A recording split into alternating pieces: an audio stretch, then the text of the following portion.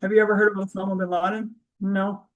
You ever heard of 9/11? No. So I'd go get my laptop and I'd show them videos of the planes crashing into the World Trade Center and stuff. And they would just sit there like with their eyes just wide open. They'd never heard of it, never seen it before. It was insane. That's just how closed that culture was. They just had no outside influence or media or anything. It was astounding.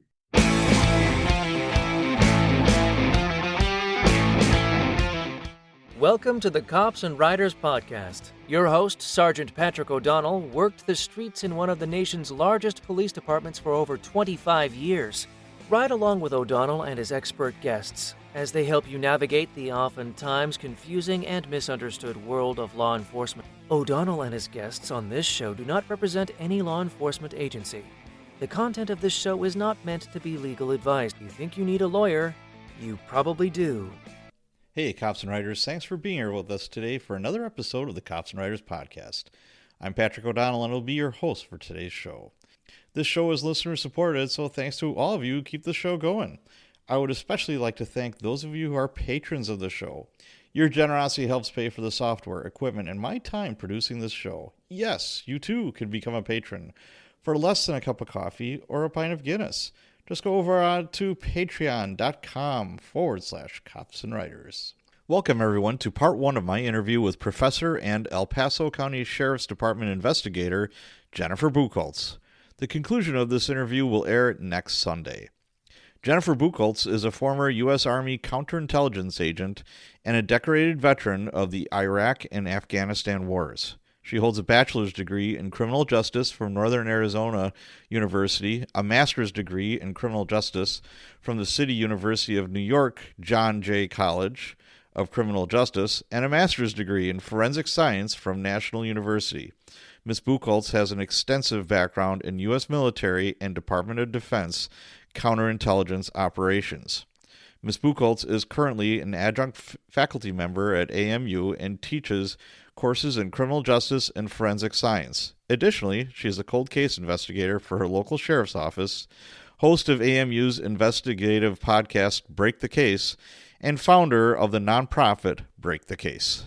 Please enjoy this eye-opening and fascinating interview with someone who has done so many incredible things and continues to serve her community. Jennifer Bucholtz, welcome to the show. Thanks for having me. Really appreciate it. Looking forward to our discussion. Yeah, I'm gonna have to start out. I've been looking forward to this, by the way, like a lot. This is such fascinating stuff to me. I love cold case stuff. I love, true crimey kind of stuff, and looking at your pedigree, I'm like, holy cow, you've done a lot of different things. So that's really cool. But first order of business is I have to thank Vic Ferrari over at NYPD through the Looking Glass podcast. I heard you on his show, and I'm like, oh my gosh, I've got to interview Jen. This is awesome. Yeah, he's great. Yeah, he's a funny guy. I love his podcast. He's a good friend. We routinely, swap guests, etc. So it's nice to have somebody you can do that with. So Definitely. yeah. So let's start at the beginning. Where did you grow up, and what did your childhood look like? I grew up on the West Coast in California. I don't really claim it anymore because I haven't lived there since I was 18, so don't judge. Um, Did you surf? Nice to visit. I see you surfing. Where's there surfing? Yeah, I did love the beach, but yeah, it's not really my type of climate. And anyways, I couldn't afford to live there even if I wanted to. But I don't know how anybody does. It's nice to visit. So. Yes, absolutely. Grew up there, just normal childhood,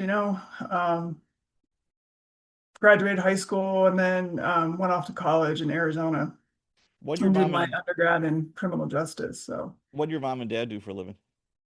My mom was a registered nurse and my dad was one of the very first employees of IBM. Oh, wow. Okay. Yeah, in Palo Alto. Yep, he was in their first little storefront office. Wow. He had no idea what computer programming was. He just answered an ad in the newspaper. No kidding. Wow. Yeah, ended up doing his entire career at IBM. So that's pretty neat. That is super cool. So you definitely have some smart genes on mom and dad's side. I'd like to think so, yeah. Yeah, absolutely. A little, more than the average bear. Let's say that, I would think. And, your mom, nurses, God bless them, that's a service, Yes. oriented profession, or excuse me, vocation more than anything Yeah. else. Yes. So you go to college, you're majoring in criminal justice. What did you think the end game was going to be with that? I really, in my mind, I went through a lot of different ideas. Like for a long time, I was interested in the DEA for some reason in drug enforcement. And then that kind of dropped off. And I started getting more interested in the investigation side, like homicide type stuff. But Mm. when you're young, it's like you don't really know how to get yourself to where you need to be. Like I always tell people, my career's been a very meandering, wandering path to end up where I am. But um, I wasn't sure. So out of college, I needed a job. So I ended up Right. applying to the state prison system in Arizona and got a job with Yuck. them as a correctional officer Oh, in a, oh, in a maximum security prison. So I did that really? for What 4 was that years. like? Boring, You were a babysitter. really boring because the inmates, they're locked up. I mean, pretty much 24/7. And most of them were in single person cells. So there's actually people think, oh, maximum security, it's so scary. I mean, it's actually very low risk. Um, but there's a really funny story if you want to hear it. I Yes, was please. handing out mail one night because you have to do everything for them. You deliver their Right. meals, their laundry, their mail, their commissary, everything. And and so you've got someone up in the control room running the doors for you if you're down on the floor. And I always like being on the floor because you're moving around all day and like you're not just sitting in a chair. So I would always try to be the one down on the floor. And I got along with inmates really well. I was just very fair. I wasn't a jerk. Sure. I didn't let them get away with anything, but I was just very fair across the board. So I go in the pod one night and there's 8 cells per pod, and I'm handing out mail through the bars to the first couple of cells, and I get to the third cell and the inmate leaps out of the door right in front of me. The person upstairs, I forgot to shut his door before I went in there. Oh boy.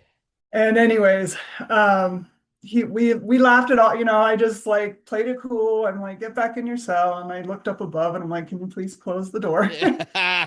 And the inmate told me later, he's like, and my maiden name's Gladstone, but he's like, Gladstone, like if you weren't so cool, I could have done something to you. I'm like, I know, but that's why, I am the way I am. So anyways, we just laughed it off, but it did get my heart pumping for a second. So Yes, that would because do you're the not trick. you can't be armed, right? All we had Right. is me. So it's like me against this 6'2" guy if it came down to it. But anyways, it Yeah. was an interesting job, but it was pretty boring, It's very mundane, and there's really no room for upward movement. I mean, you can become a right. sergeant or whatever, but the job doesn't really change. You're still in the prison all day long. So I Yeah, was like, that's yeah, that's this is not going to be for me. no, and So usually the pay isn't so great no, compared to it was traditional law terrible. enforcement. Yeah. Yeah, The pay isn't great, the risk is high, and the boredom yeah, is, and that's part of the risk too, is you're so bored you become hmm complacent.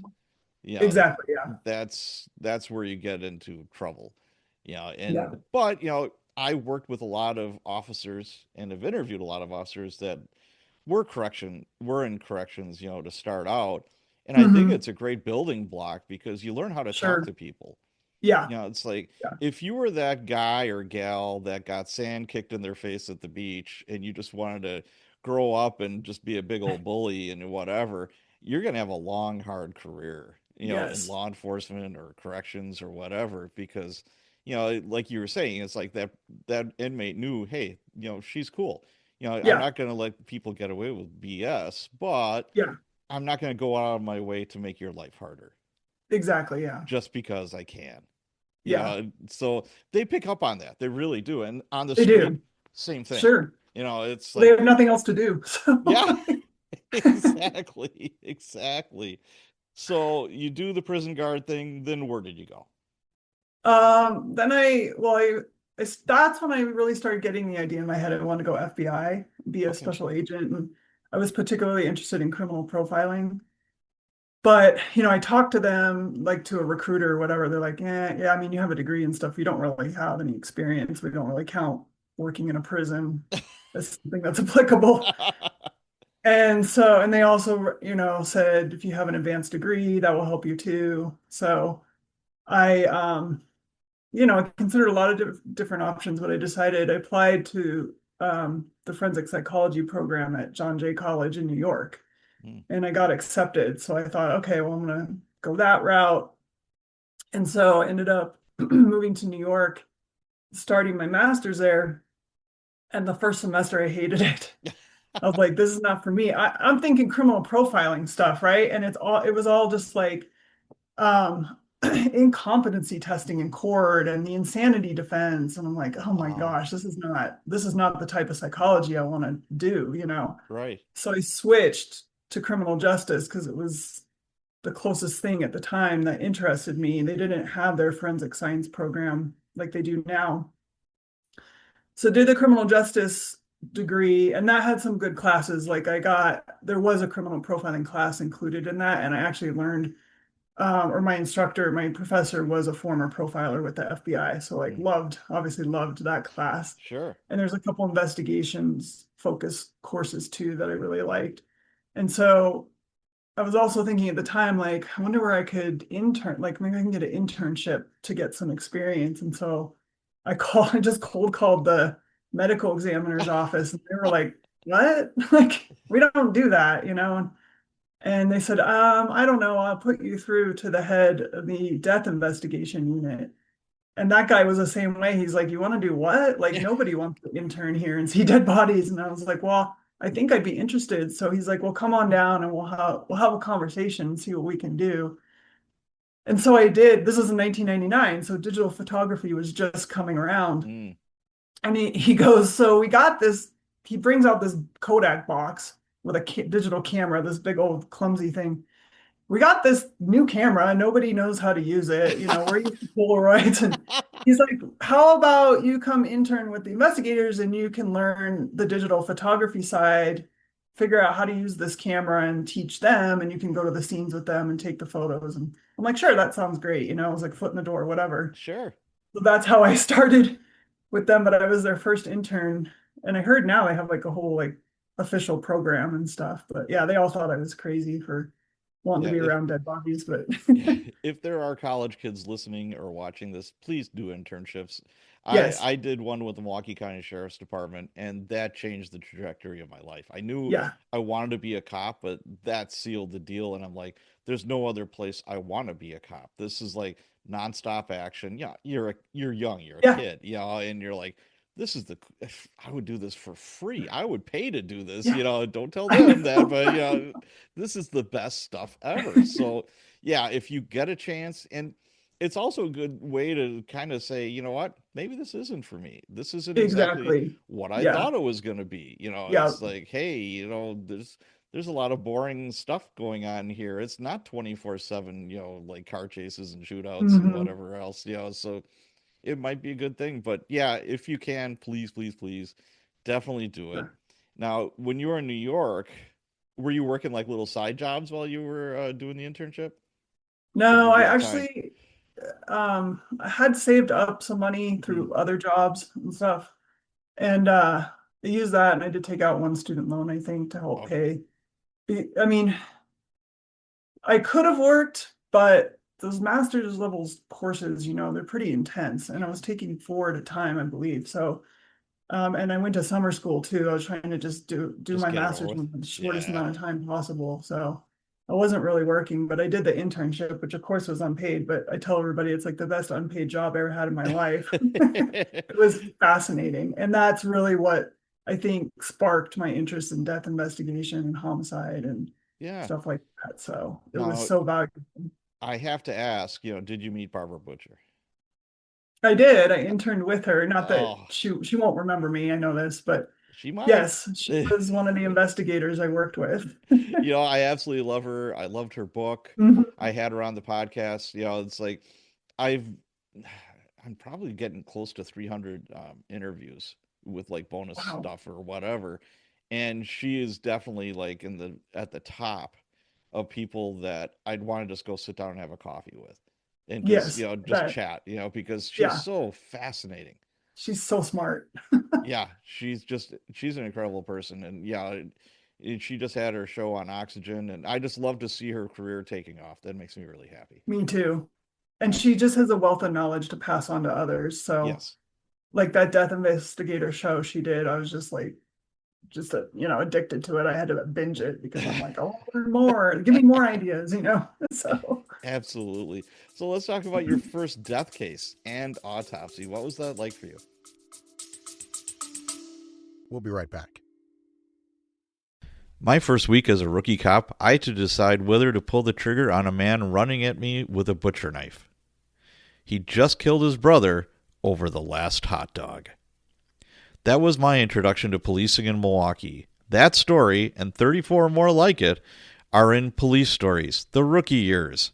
True crime, chaos, and life as a big city cop. Pre-order now for $3.99 on Amazon. Search Police Stories, Patrick O'Donnell.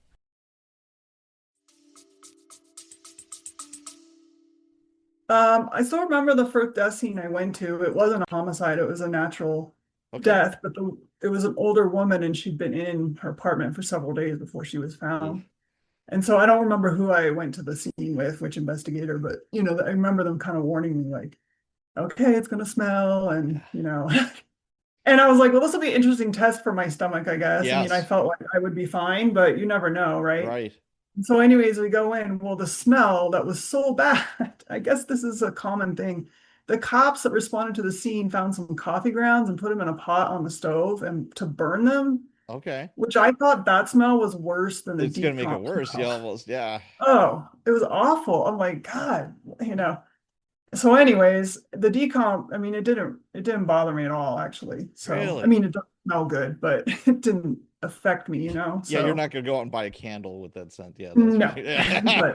but that was a good test, like I said. I'm like, okay, I can do this. So, and she was very green, Oh, this woman. So, but yeah, over time, like the investigators really let me help with about everything. They kind of treated me like an equal, like as a yeah. helper, really. But they didn't say, oh, all you can do is take photos. I would do the photos, but then they taught me, about rolling the body and taking the temperature, which back then was rectal, and how to bag them up and bag their hands if you need to and stuff Yep. like that.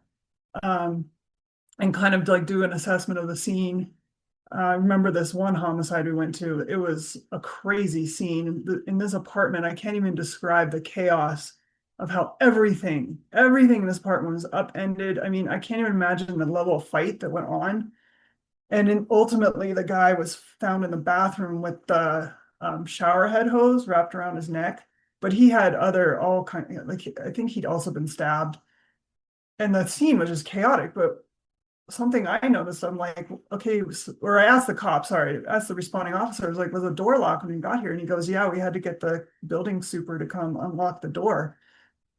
So I'm like, and they just said the deadbolt was locked. And I'm like, The deadbolt. okay, so I start looking around and I see a set of keys in this mess. I didn't touch them or anything, but I was like, well, here's a set of keys. I'm betting that's the deceased's keys, which would mean somebody else has a key. And it turned out it was like his partner or something. They had gotten this huge altercation and he killed him. Somebody that he knows, or maybe the fire escape. In New York, sometimes people, those are fairly easily accessible. Just little things like, okay, but we were way too high for him to have used the fire escape. We were like on the 30th floor or something like that. Okay. So anyway, it's just like little things you start learning, and things to want to observe at scenes and stuff like that. It was just really fascinating. Of course, every scene is different. Yes.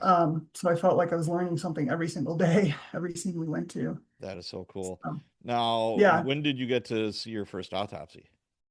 Pretty quickly. They're like, you can come whenever you want. So a lot of times especially if it was a homicide, like I was at the scene, then the next day they would do the autopsy. So I would try to go in for the autopsy, just kind of put the two and two together. And having been at the scene, then I wanted to, see what the medical examiner found with the body and learn that way.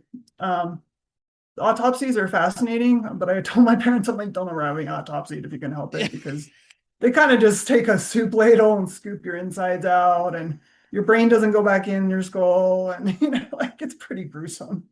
But the body is like the best piece of evidence. So absolutely it is. That's what I always focused on, and it didn't bother me again to see what goes on in an autopsy. I was just really focused on like, okay, what are we going to learn? What's the body going to tell us? What clues do we get? I don't know what I can't remember my exact first autopsy, but I went to lots of them. Now, I don't know what it's like in New York, but I know here the morgue is kind of just, it's an icky place. I don't know how people work there all day long. First the smell is just gross. And I just get the creeps. Every time I'd walk in there, I'm like, ugh. Really? Yes, every time. And I'm just like, I tried to avoid that place like the plague if I could. Yeah, Just, I did not like it. Ugh. So understood. Yeah. after It all was that, is that when you joined the army? Yeah, after I got my master's and, and I was still like still want to go FBI and they're still like, well, you don't really have any experience, like go be a cop or join the military. So I weighed the two and I decided the military would be a better route. I could get a top secret clearance. I Mm. knew I could get some investigative experience based on the job that I picked to do. And that's what I was looking for, something related to investigations, even if it wasn't homicide. Did Um, NYPD try to pick you up as far as, hey, you know mhm. what? You might be a good candidate Not that I remember. I don't think they ever approached because me. you're interacting with the detectives, as Sure. an Yeah. investigator, you're supposed to Yeah. work in harmony, or as close to harmony as possible. Yeah. Yeah, and I would think that, hey, you know what? Here she's working on her master's. Obviously, this stuff doesn't affect her. She's got a good head on her shoulders. I mean, you'd be a good candidate. Yeah, I would have been. I don't know why it didn't really cross my mind. I actually wanted to be a death investigator. Like after that whole experience, I was like, I love this. But at the time in New York, at the chief medical examiner at the time, to be an investigator, you had to have a physician's assistant degree. And I'm like, I Holy cannot cow!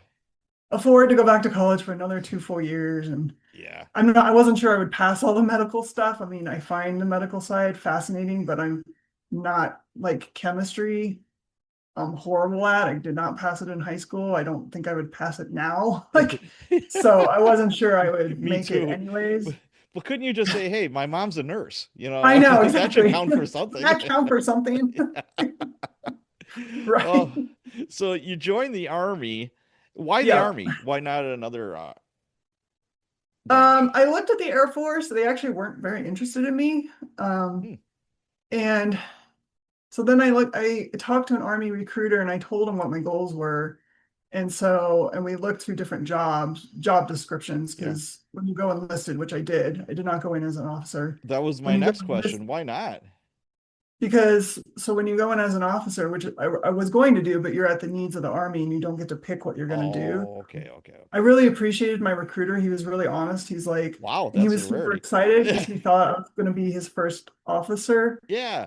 that he would send in. But anyway, but he was honest. He's like, you'll be at the needs of the Army. You could end up running a motor pool. And I'm like, Yep. no, Yeah. like I want military intelligence. And he's like, I can't guarantee that.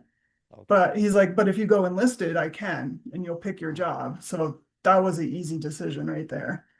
And it was the best decision because I don't mind leading troops, and I did as a sergeant, but I would not want to be a manager all the time. Like I like the boots on the ground, beating the street, so to speak, whatever cliche you want to use. Sure.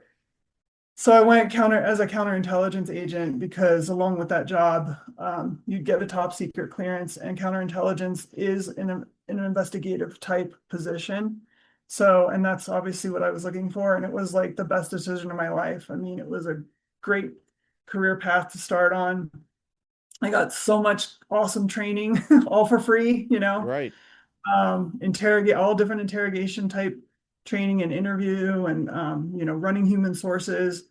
And I think it really it gave me such a good baseline for my future because you're working with humans on a regular basis, right? Yeah. And humans are complicated and you have to read them and you have to figure out what their motivation is and stuff. So it was a great choice, I think, on my part. How many years did you sign up for? Five. I did five. Okay. My plan, so I kind of got screwed, I guess you could say. So I volunteered to deploy to Iraq in '04 and '05. My contract was up in October of '05. I got back from Iraq about 6 months prior. I missed my window while I was in Iraq to become an E6. And because of that, I was not eligible for anything I wanted to reenlist, namely to go to warrant officer school. I wanted to reenlist and that be put in my contract for my next enlistment to go to become a warrant officer, which is kind of the best of both worlds. You are an officer, but you're still in your specialty, and that's still what you do. Okay. But they couldn't offer it to me because I wasn't an E6. And I'm like, what Uh, about, okay, what about duty station of choice? Nope, not an really? E6. Like reenlistment bonus? Nope. There is literally not one thing they would offer. And Because I'm you were like, serving your country overseas in a war yeah. zone. I I'm mean, like, come it's not on. my fault. And they're like, well, you can just extend for another year and go to the E6 board. And I was like, no. And I really hated the duty station I was at. Or not the duty station, but I was at what's called a special mission unit, but I really hated the stateside job aspect of it. And I was like, I'm not staying, I can't stay here another like Where year and a was it? half, two. I can't name it. Uh, But it was while I was stateside, it was a very mundane data entry, boring position at a laptop. Um, Over in Iraq, I had a different job and it was awesome. I loved yeah. it. Um, so I was like weighing all these options. I'm like, well, this sucks. Like, you would think they'd want me to stay in the military. Like, They invested because just getting somebody a top secret exactly. clearance, it costs money to do that. All of that costs money. Tens of thousands of dollars. Yeah. Yes. You know, you would, but the government doesn't make any sense at all. No, they don't. You know, I just get a Wouldn't you know, kick. a few years later, when I went to Afghanistan as a contractor, they were dying for E5 counterintelligence agents. Ah, They were so short. Like, okay, you guys don't make any sense. But anyways, in the meantime, I had applied for this other job that was focused heavily on force protection and threat assessment, which is also part of counterintelligence. It's like trying to figure out what your enemy knows about you or your adversary and thwarting that threat. So I applied for this civilian, well, it's a government contractor job doing that type of thing around the world, and I got a job offer for that team. was that So I was Blackwater kind of like, or okay, maybe this is what's meant to be. yeah, was that Blackwater or what? No, we ultimately ended up under BAE systems. Hmm, We were like this, it was about 80 or 90 small team. They originally started under CIFA when that was in existence, the Counterintelligence Field Activity. And then they went away. So we fell under Department of Defense, but then they wanted us under like a civilian company so that we okay. weren't known and all this cloak and dagger sounding stuff. But anyway, um, and it was a good job. I mean, we would, based on threat reporting and stuff, we'd go to locations around the world, and we were usually there 6 to 8 weeks to do a full threat assessment of usually a US facility. But sometimes we were actually analyzing routes that troops were taking, like to move equipment. Sure.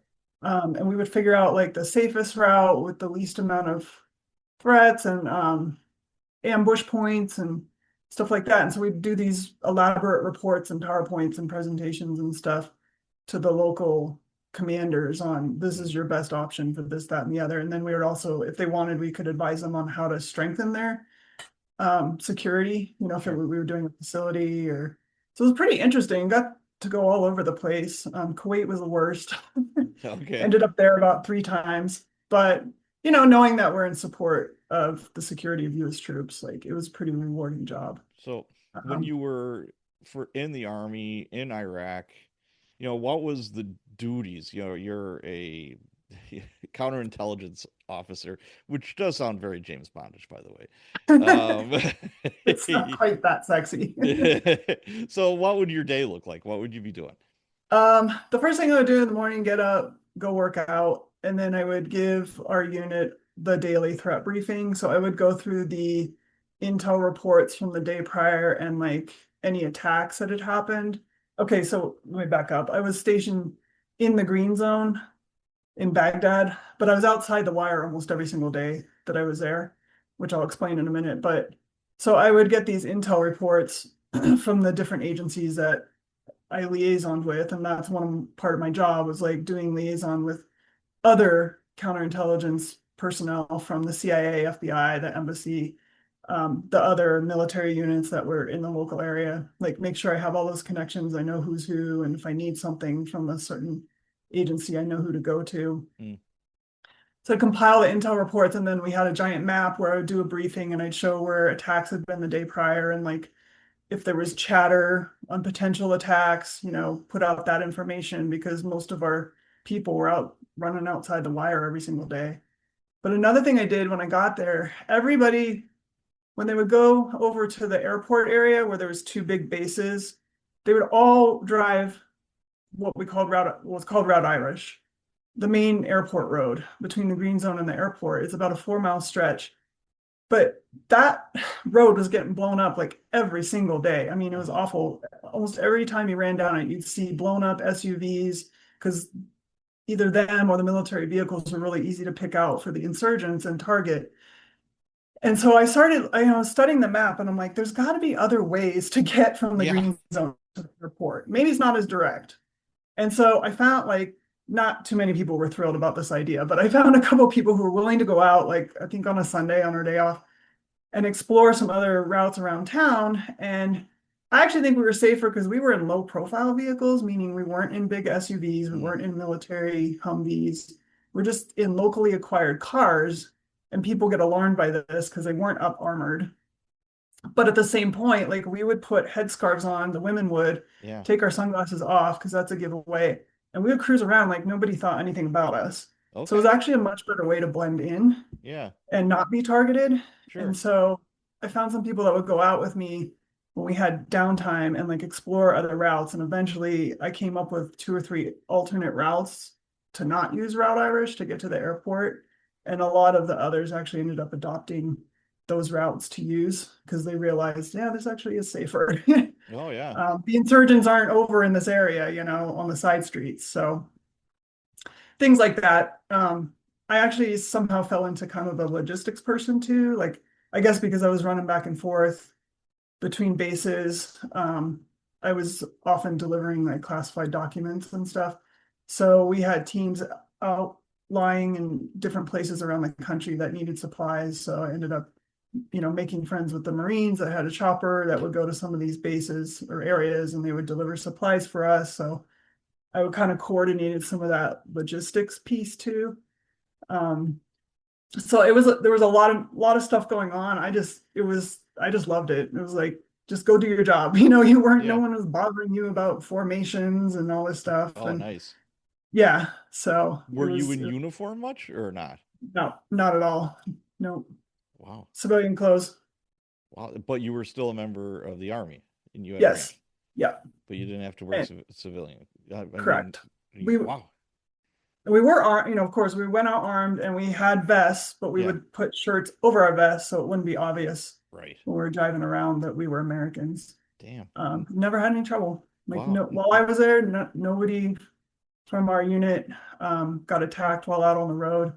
We did have an interpreter who was in, it's called the Green Zone Cafe, I think, little food place inside the Green Zone, and it got blown up by a suicide bomber, and one of our interpreters was in the restaurant and he got severely injured and had to be medevac to the US, but he made it. He was okay in the end.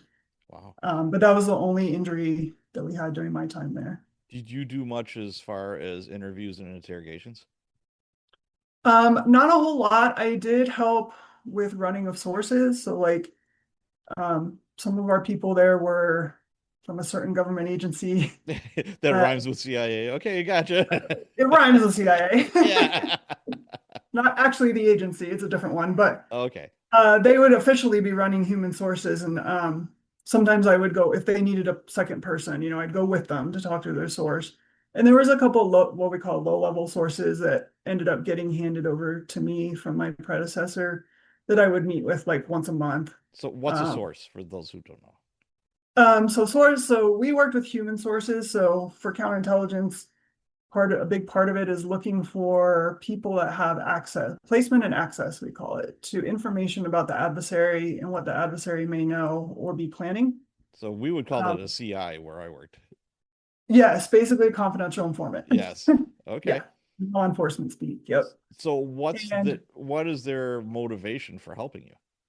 It differs, and that's what you have to figure out with each individual person is what is going to motivate them to report to you. Is it money? Is it safety? Is it getting them a better job? Like it just differs from one person to the next, and you're not always going to be successful in recruiting a source. Like you might find the perfect person and then they're like, no way. And you have to be careful with that too, because if they say no way, they may go back to the insurgency and tell them, hey, by the way, Right. these people over here are actually working for the agency, or whatever. So, Did you ever personally or hear of, like double agents that were kind of oh working both yeah, sides of the fence? I yeah, I mean, in Afghanistan, there's a movie based on it and everything where um, the I can't remember the name of the guy, but the actual CIA over there had recruited a guy that they thought was on the up and up, and he wasn't. And he came onto their base. The CIA officer who was in charge there allowed his vehicle to come through unsearched, and he had a suicide vest on, and I Oh think killed shit. 5 agents or something Wow. in that Now, event. you were you trained in interrogation and interview? Yeah. Okay. Hmm. So, and I I'm did a sure you lot know. more of that in Afghanistan. Okay. So Yeah. either Afghanistan or Iraq, I mean, if you were a part of or, like a witness to or etc. I'm fascinated by that kind of stuff. How much weight do you put into, body language, micro expressions, volume and tone fluctuations, in your voice? It's It, important. It's all important. Yeah. can you give some Um, quick examples or? Well, you think, oh, like crossing your arms, shifty sure. eyes, what does Yeah. that mean to you? Yeah. So if you've got someone who, so current day, I work at my sheriff's office, which we'll get into that later. And Yes. I do a lot, I watch a lot of interviews there, and sometimes I'll be the one conducting them. But I can almost tell when someone's done the thing that they've been arrested for, they're being questioned about because they're trying to like get themselves as far away from Yeah. the interviewer as possible, like scrunch themselves into a corner basically. And literally sometimes they'll put their knees up to their chest in the chair and their arms will be tight into their chest. And it's like you're just giving yourself away at that point. What do you think about Um, like, somebody? It was always funny. It's like, hey, Jen, why would I tell you if I have a pistol with your fingerprints on it and your alibi doesn't check out? Either it's going to be like silence or oh my God, yeah, God, like God comes in there out of nowhere. yeah, What do yeah. you? I swear to God. Yeah, exactly. It's like, what do you think about that? I think when they bring in the God part, that's often a giveaway as well. Yes. Um, at least in the US, on behalf of Americans, I mean, things differ when you're overseas and you're dealing with different cultures. But yeah, I swear to God, I like the term overselling when someone's trying to oversell Hmm. their innocence. It's like if you're actually innocent, you don't need to do that. You don't need to swear to God. You Yeah. don't need to swear on a Bible or your mother's grave Yeah. or any of that. You're just over trying to oversell your story. And I'm pretty good at picking up on inconsistencies too, because if you're lying, you can't remember every detail you lied about. No, you So can't. It's hard to lie. It it that's is. And so if you ask them, I always get someone, stick them to their, tell me whatever story you want to tell me. Get it out. Give me your story, whatever it's going to be. And then you start picking away at it, make them retell it in different ways. And if they're lying, like it becomes pretty obvious because yeah. they just can't keep all the details straight. I remember I went to a class, on interview interrogation. It's like go backwards. Start from the time of Yeah, the incident and go backwards there you 24 go. hours. And it's like but first ask them like, normally. It's like, okay, tell me about how did your day start yesterday, blah blah Yeah. blah. And you go through it, it's like, oh, then you BS for a while and it's like, let's go backwards. And there's like, Roro, that's not Yep. easy. No. And if there's a huge gap in time that they skip over, that's usually the time when the incident occurred. Yes. Yeah, They'll, absolutely. they'll, they'll be super detailed about, oh, I brushed my teeth and I put my pants on and my shirt and I comb my hair and then later in the day I went to Target and I did some shopping. You're like, hang on, wait a minute. I know you did more between brushing your hair and going to Target at 4 in the afternoon, so they always want to jump over the Yes. time period in which the incident occurred. Oh yeah, and thank God, most criminals are not masterminds. You don't need No, Sherlock Holmes for this kind of stuff for the right. most part. For the most part. Now, Yeah. say you're in Afghanistan or Iraq, what's the difference when you're trying to interrogate somebody there, or is there much of a difference? Oh, there's a difference because you have to use an interpreter. That would Interpreter. be tough because you're not picking up on certain like fluctuations or there's nicknames or stuff with language that you're that's going to get lost in translation literally. There's advantages and disadvantages. So Okay, tell me about it.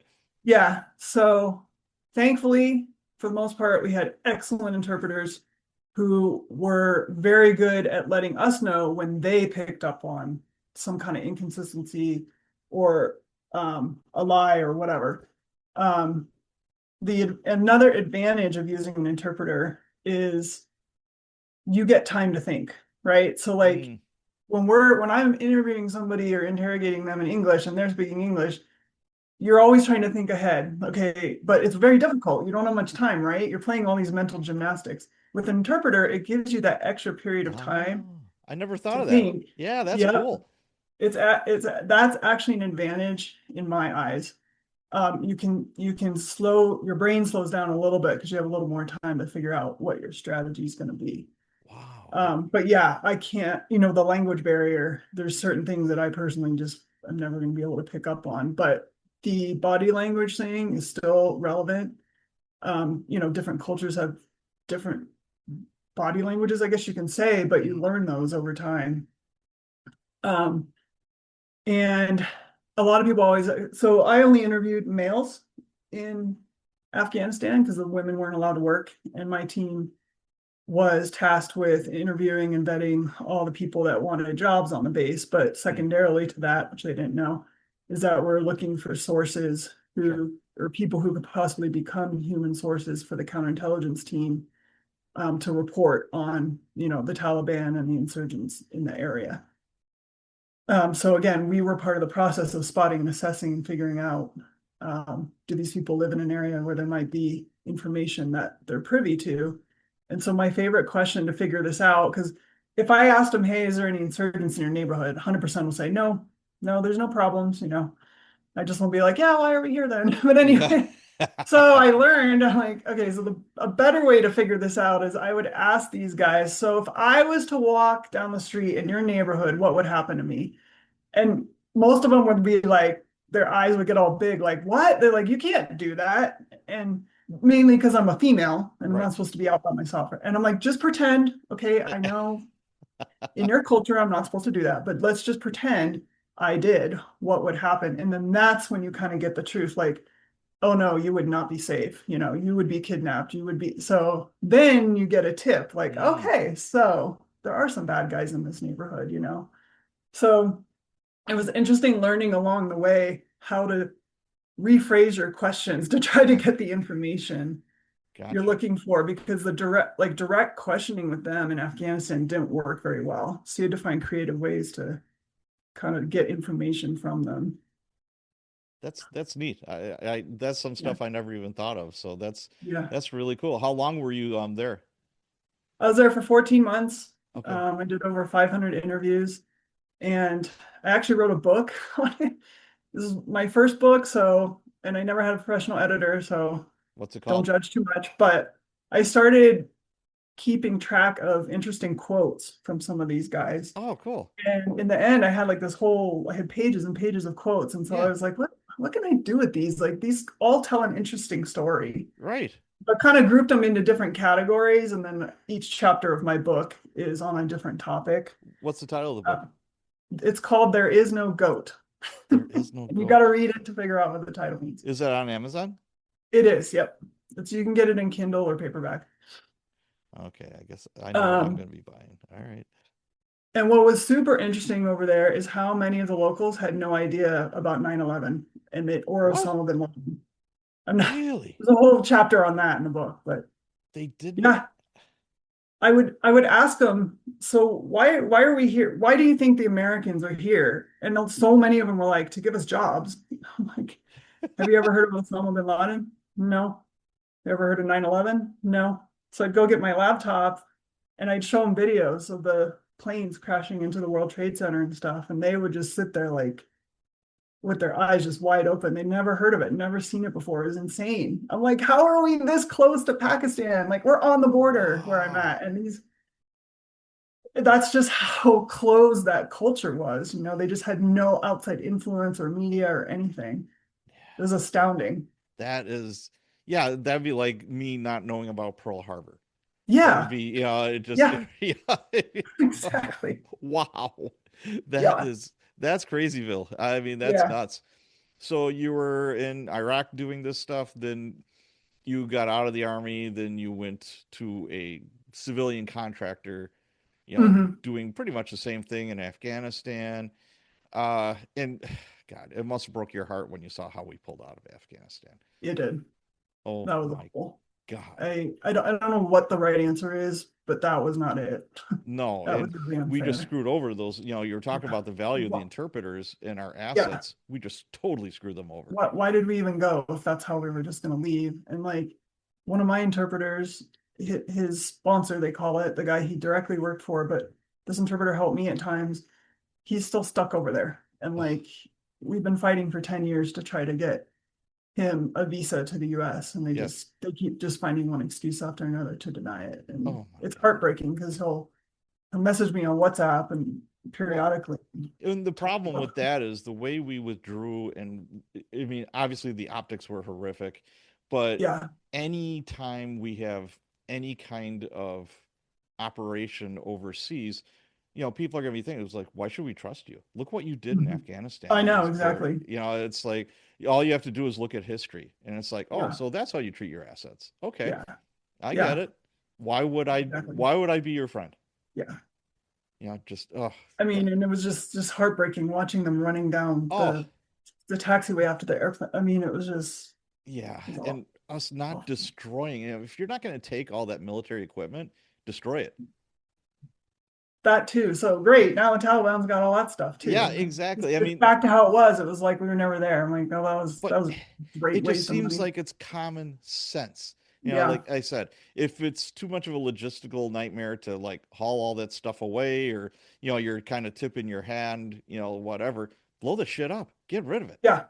I know. destroy But it. we got it over there. Why can't we get some of it back home? I mean, I don't Yeah, understand. you would think, Yeah. but I know. that's another topic for another I day, know. I guess. But yeah, That's a it whole just nother discussion. that my brain exploded when that first happened. I'm just like, Yeah, are you effing kidding me? me too. I Yeah. mean, yeah, I hate to talk politics and all that, but it's like I know you're semi brain dead. This just proves that you are completely brain dead. I'm sorry. Right. It's just like this is elder abuse. You should not be doing this job, period. Yeah. End of story. Yeah. But yeah, Agreed. whatever. But yeah, I was surprised that you didn't segue to like CIA or NSA with all this experience. Well, remember back at the beginning how I wanted to go FBI? Yes. I was partway through the process with the FBI when I got out of the Army. And then I started having trouble running. My heart rate was like over 200. I'm like, what Holy in the hell's, cow. yeah, what in the world's going on? And I was just like, and I was always a very good runner. Yeah. And so I was like, well, I just turned 30. I'm like, maybe this is what 30 looks like. I just can't I hope run not. fast. Looking back now, I'm like, no, that's, but I was like, what's going on? I was struggling and I was just like huffing and puffing. I would have to stop all the time, like, what in the world? And so they sent me to like a cardiologist who wanted me to go on heart medication. And I'm like, no. And it was actually my husband. He's like, I wonder if it has to do with your sternum. So I was born with a concave sternum. Okay. It's called pectus excavatum. It obviously never bothered me growing up. I played sports. Yeah. The Army did deny me the first time I tried to go in because of it. And then they gave me an exception the second time. I mean, but you went through But my basic training. sternum, That's a lot of physical exercise. yeah, but my sternum touched my heart back Oh, then. So in theory, you're at an increased risk of your heart stopping if you get hit in the chest. oh, okay. Anyways, obviously that never happened. I didn't have any trouble with the Army, but I guess around 30, your bones just, that cartilage is no longer flexible and your rib cage doesn't flex as well. And so the problem was that my sternum was not allowing my heart to expand properly. So one of my chambers was basically being squished, Ooh. and it had actually forced my heart to shift left, Oh, um, it's just moving around out in of its there. abnormal spot. And so I had all these so they finally figure out what the problem is, right? So I Yeah. go to this specialist out in California who's like the best in the country for this fixing this problem. And he's like, well, not only are you my oldest, will you be my oldest patient, but you have the most severe case I've ever seen. And I said, well, I want to go in the FBI. And he didn't laugh, but he's just like, you're never going to do that. He's like, you don't have to fix this. You can leave it as is. but your exercise tolerance is going to continue to go down. And he's like, you're at way increased chance of a stroke later in life because of this one chamber not being able to expand. So blood is pooling in there and blah, Ugh. blah, blah. So I was like, okay, fix it. He's like, I can fix it, so to speak. But he's like, you're never going to be able to do law enforcement either way. He's like, obviously you can't do it now because you can't pass the physical running part. Right. He's like, and when I do fix you, you're because he had to remove all the cartilage between my ribs and my sternum, and it had to regrow over a 3 to 5 year period on its Oh my own. And he's God. like, your whole rib cage is just not strong, and you Yeah. cannot take a risk of anything. And he's like, in fact, like if you ever get hit with an airbag, you're going to be back in my operating room probably. Wow. So I always try to sit in the back seat if I Okay. if I can. Like you're being Um, chauffeured around. Yeah, yeah, that's your right. husband's job. Yeah.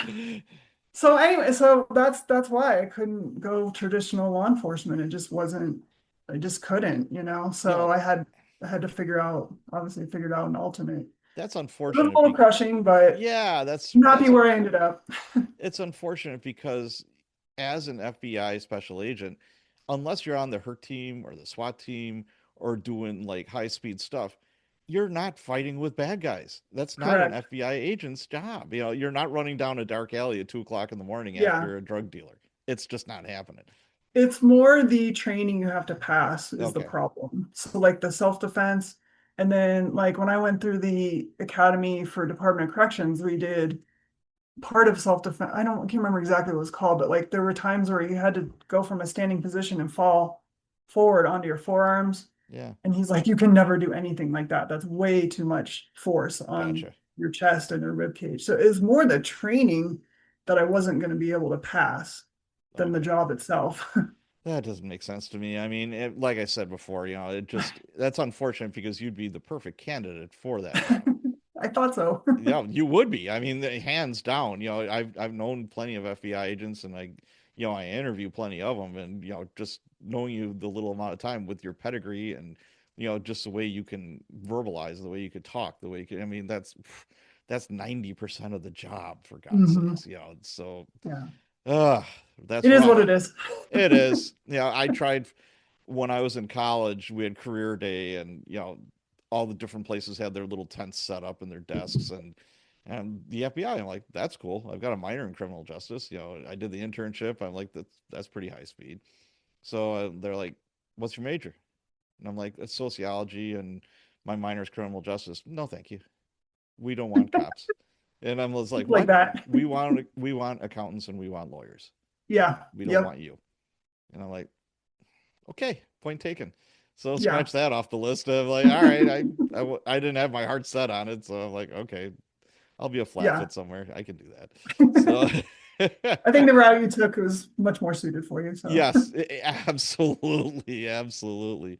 So post-military life, and then the contracting. Then where did you go after all that? um after contracting, I was finished. I actually went back to school for a second master's in forensic science this time, which is what I really enjoy. And then I got a job teaching forensics and criminal justice at American Military University in 2012. Where's that? So I taught for them. After a few years, I also got my PI license here in Colorado. I was doing some not really investigative stuff, but more like security, like I guess you call it like far out perimeter security type threat assessment stuff for Okay. some high level rich people. Okay. But it was interesting. That wasn't a bad job. Did some contracts like that. I taught terrorism class for Colorado State University for a while, but then when COVID hit, they laid off all their adjunct professors, Mm. so lost that one. But that was a really fun class to teach. And then I was working with the State Department doing curriculum development for a training program for Indonesian police officers Oh, who were working for their anti-terrorism unit in Indonesia. okay. Loved that job. I got to help create the curriculum, and then I would go over to Indonesia and teach it. Oh, wow. And it was just fun. It was just a hands-on job. You get to work with actual police officers who are really motivated to learn from you. The surveillance course we developed was my favorite. that's all. My background's very surveillance heavy also from that force protection job. Yeah. And so they were always, it was funny teaching surveillance to these guys because most of them have never left Indonesia, and they're just like, I'm tall, by the way, I'm like 5'11", and they're just like, how could you ever blend in? I'm like, Yeah. well, if you ever went to Germany or the Netherlands or anywhere in Europe, you would see why I can blend in just fine. Anyways, but yeah, so we would do surveillance exercises where, they'd have a person to follow, and then we would be, the instructors kind of be in the periphery watching their behavior, and, did they look alerting or did they look natural? And we taught them how to fit in and how to change clothes on the go and stuff like that. So that was a really awesome job. It was great because we'd go to Indonesia for 30 days and we'd come home for like 3 months and then go back for 30 days and come home. So it was a really good balance of a little bit of travel and then being home. But then COVID and the State Department, no one was allowed to travel. The State Department had to temporarily halt the program basically because we couldn't go over there. And so then that's when I found an opening for a civilian criminal investigator at my local sheriff's office. And so I applied for that and got that. And that's where I've been ever since. And I love it. I work cold cases. Okay. And it was just probably my favorite all-time job. I wish I could have found it like 20 years ago, but I'll take it. Well, okay. So you got a job with the local sheriffs. Yep. Working cold. Thanks everyone for joining me and Professor and El Paso County Sheriff's Investigator Jennifer Bucholtz. We're just getting started with stories of serial killers, cold cases, and other true crime fun. Stay tuned for the exciting conclusion of this amazing conversation next Sunday. Well, that wraps up another episode of the Cops and Writers podcast. If you haven't done so yet, could you take a minute and rate and review the show on Spotify or Apple Podcasts? If you have already, thank you. As always, thank you for all of your support, and, of course, let's be careful out there.